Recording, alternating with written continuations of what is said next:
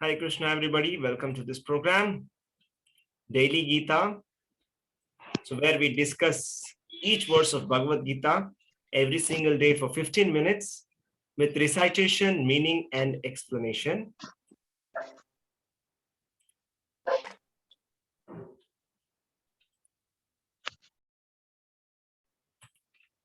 Okay, let's begin.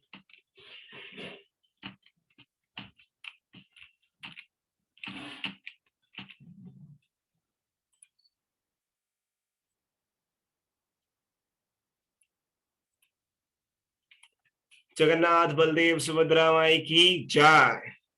Jai Nithai Chaitanya. Pansatva ki Jai. Giri Govardhan ki Jai. Parshram Bhagwan ki Jai. Vaman Dev ki Jai. Srila Prabhupada ki Jai. Let us start with prayers like every day. Om Ajnanatimirandhasya Jnananjana Shalakaya Chakshurunmilitam Yena Tasmai Shri Gurave Namaha. Namo Om Vishnupadaya Krishna Prasthaya Bhutale Srimate Bhaktivedanta Swami Niti Namine. Namaste Saraswate Deve Gauravani Pracharine Nirvishesha Shunyavadi Paschatya Deshatarine. Jai Shri Krishna Chaitanya Prabhu Nityananda Shri Advaita Gadadhara Shri Vasadi Gaura Bhaktavrinda. Hare Krishna, Krishna Krishna, Hare Hare, Hare Rama, Rama Rama, Hare Hare. Hare Krishna, everybody. Welcome to this program. And today we are going to discuss from chapter number 1, observing the armies on the battlefield of Kurukshetra. We are in the verse number 45. So we are coming close to finish of chapter number 1. Let me read this verse. Yadi mam apratikaram ashastram shastrapanayah dharta rashtra rane hanyus tanme kshemataram bhavet. Better for me if the sons of Dhritarashtra, weapons in hand, were to kill me unarmed and unresisting on the battlefield. So we are seeing here that this is spoken by Arjuna to Lord Krishna on the battlefield of Kurukshetra. And we have seen in the previous verse that Arjuna is giving various objections for not fighting this war. And he is very surprised that how are we engaging in this kind of a sinful activity, given that these Kauravas are very, they are very greedy people. That is understood. But why are we behaving like that? Being Pandavas, being on the side of Lord Krishna, how are we doing this? So he's surprised and he is explaining his surprise. And now in this verse, what is he saying? It is better that I were to be killed unarmed and unresisting on the battlefield.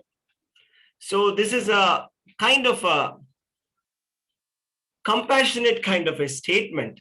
So out of too much of compassion for the people who are there in the battlefield, Arjuna is talking like this. But talking like this is actually not so meaningful. Correct? Because according to the Kshatriya fighting principles, if somebody is not armed and is not willing to fight, he should not be attacked at all. Right? It is not like the modern Kali Yuga warfare, where people on the name of a war, they kill the civilians. And this is very barbarian kind of standards. But the Kshatriya fighting principles, as per the Vedas, is that you cannot attack somebody who is not ready to fight. But what is Arjuna saying? Arjuna saying is that I want to die without being, I will not even resist. Let them attack me and I will die like that. Correct? So this is all due to soft-heartedness, being a devotee. So as explained already, so he is a devotee. Arjuna is a pure devotee of the Lord Krishna, and therefore he is a saintly person. Being too saintly or soft-hearted, he is talking like this. But is this correct? Is this correct? This is not correct, because Arjuna is speaking in delusion, moha. Right? So because Arjuna is trying to say that, why are we fighting? We are fighting for enjoying the royal pleasures. So Duryodhana is, he's very much addicted to sense gratification, but we are not. We Pandavas, we have lived in the forest for so many years and we can still stay like that. I mean, we can do all kinds of austerities. So why should we be, very greedy for this kind of a kingdom? But was the war being fought just for the sake of happiness from the royal pleasures? Was that the reason why the war has to be fought? So Arjuna is totally confused. He's totally confused. He doesn't know why he is fighting the war. So basically that means that he forgot his role as Kshatriya. He doesn't have a role clarity. He doesn't know what is he doing. Why is he there in that Kurukshetra? He forgot everything. Right? So at the end of Bhagavad Gita, Arjuna remembers. He says, Nashto moha smritir labdhva. Now my delusion is clear and I have regained my memory. What does that mean? That means in the beginning, he was deluded and he lost his memory. What was his memory and what was his delusion? What was the cause for this delusion? Cause for delusion is intense attachment. It all starts with attachment. In the beginning, we become attached with sense objects. It could be people also. We get attached to them so much so that, it turns into a kind of a lusty desire. It turns into a desire. So, and then when that desire is not fulfilled, it turns into anger. And from anger comes delusion. Anger turns into delusion. So we see this a lot of times, right, in the news, that, some people, they commit suicide. Why? Due to intense attachment, right, which converts into lusty desires. And when the desires are not being fulfilled by the will of the providence, we all are subject to the laws of material nature. Nothing is in our control. Anything can happen to anybody. So in that situation, when I don't get what I want, which I'm very much attached to, or if I lose that thing or person who I'm very attached to, then I will become angry. If I don't check my anger, I'll go into illusion, delusion. And then what will happen? Pranashyati. I'll be completely lost. So it is so important that we have to understand that this war has to be fought, not for personal enjoyment, but for performing one's prescribed duties. So this is the knowledge of Bhagavad Gita that everybody should try to understand, that we must perform our prescribed duties as per the Varnashrama Dharma as given in the Vedas. So we must know what is my duty and what is not my duty. Why should I perform a prescribed duty? Somebody can ask. Now, if you join an office, won't you ask your boss, what is my role? What am I supposed to do? What am I not supposed to do? This is the basic question that we ask in the office. If you're joining as in a one role and you're doing the role of another department, of another person, will the management be pleased with you? So just like that, all of us have prescribed duties as per our varnas and ashramas. And as far as Arjuna is concerned, he is a Kshatriya. He must know that his duty is to fight the war. In the Bhagavad Gita, it is given, Shauryam Tejo Dhritir Dhakshyam Yuddhe Chapi Apalayanam Danam Ishvara Bhavascha Kshatram Karma Svabhavacha. Heroism, power, determination, resourcefulness, courage in battle, generosity, and leadership. These are the natural qualities of work for the Kshatriyas. So here, note the word Yuddhecha Api Apalayanam. Apalayanam means a Kshatriya should not run away from a war. A Kshatriya should not run away from a war. But then here Arjuna is almost kind of proposing that he will run away from the war. He will not fight the war. That means that he forgot his prescribed duties. So we may feel like, what kind of prescribed duty is this, which is not at all beneficial, which is involving so much of violence? That's what is Arjuna saying. But Srila Prabhupada writes in the purport of Bhagavad Gita 2.21, he says, in a battlefield, a king or Kshatriya, while fighting another king, is eligible for achieving heavenly planets after death, just as the Brahmanas also attain the heavenly planets by sacrificing the animals in the sacrificial fire. Therefore, we must not consider killing on the battlefield on the religious principles and killing of animals in the sacrificial fires. They are not to be considered as acts of violence, because everyone is benefited by such religious principles involved.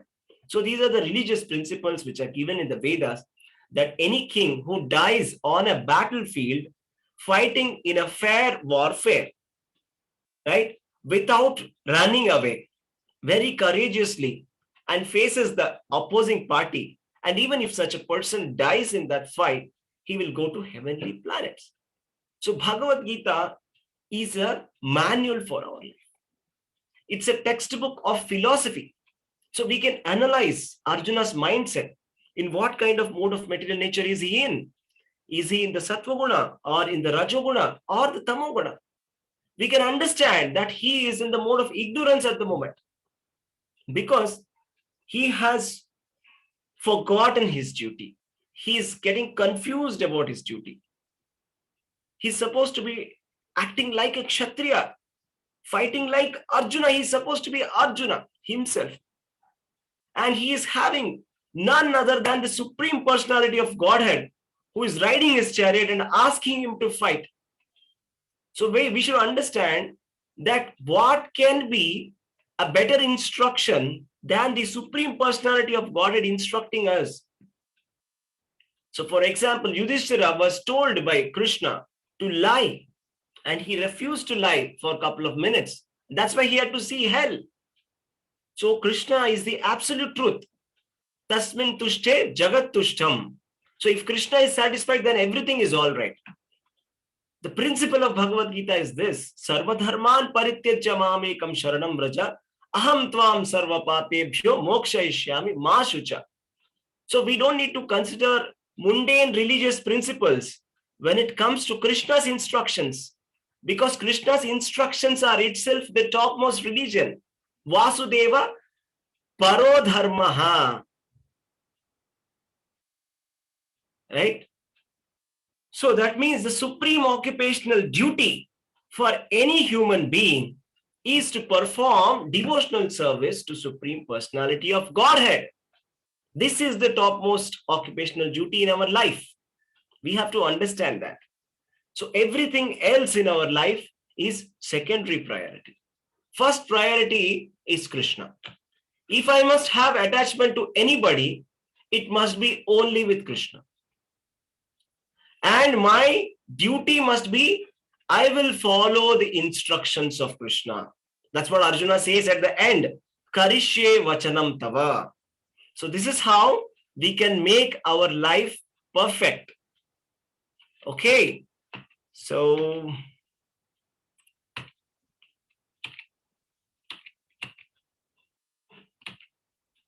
yeah, so I'll tell you one more story with respect to this point about not fighting. We see a similar situation when Karna was fighting with Arjuna. His wheel got stuck, chariot wheel gets stuck inside the mud, and he's trying to pull it out, and at the same time he's fighting with Arjuna. So at that point of time, Krishna orders Arjuna, kill him. And Arjuna, without thinking twice, he sends the arrows and sends Karna to the abode of Yama.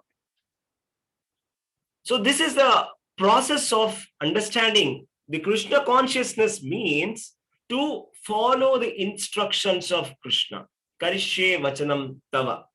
So all while we are trying yes to Maya. So Maya is there sitting within us, and Paramatma is also there within us. So Paramatma or Lord Krishna is giving us instructions in the form of Bhagavad Gita to perform our prescribed duties, not for personal sense gratification, but for the gratification of the senses of Lord Krishna. So therefore, we must follow the rules and regulations or the prescribed duties which are given in the Vedas. These Vedas are given by Krishna himself to Brahma, and it has come in the Guru Parampara. Right? All the Vedas are emanating from the Supreme Personality of Godhead. They have been given to the mankind for giving us a guidance. That's why Krishna says in Bhagavad Gita, if you follow these instructions of mine without envy, your life will become successful. But out of envy, if you ignore my instructions, you will be lost and you will be destroyed. So Krishna gives that kind of warning in Bhagavad Gita. So let us all take this message of Bhagavad Gita and start practicing Krishna consciousness by saying yes to Krishna.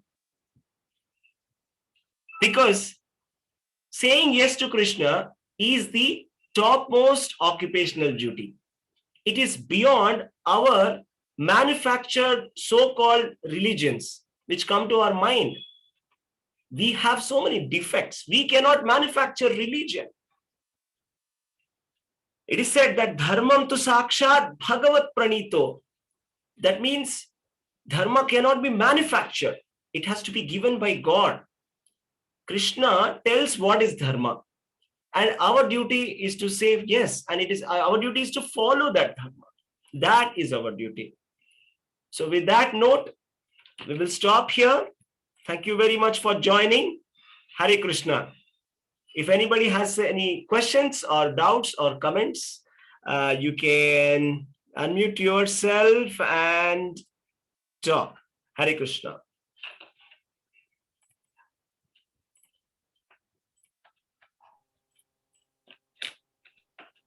Hare Krishna, Prabhu. Dandavat. Dandavat pranam. Hare Krishna. Hare Krishna, Prabhuji. Hare Krishna. Hare Krishna. Hare Krishna. Hare Krishna. Hare Krishna. Hare Krishna. Dandavat pranam.